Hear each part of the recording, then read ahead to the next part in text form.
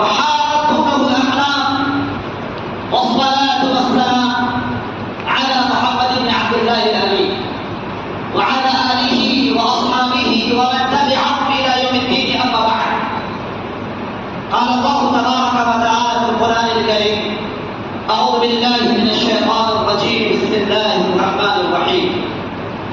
لقد كان لكم في رسول الله أسوة حسنة. صدق الله العظيم. أيها المستمعون الكرام، ويا أيها العلماء النبلاء،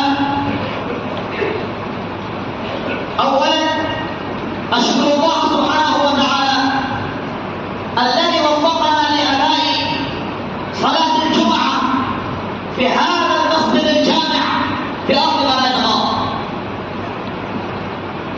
وثانيا أشكر الله سبحانه وتعالى لأنه جعلنا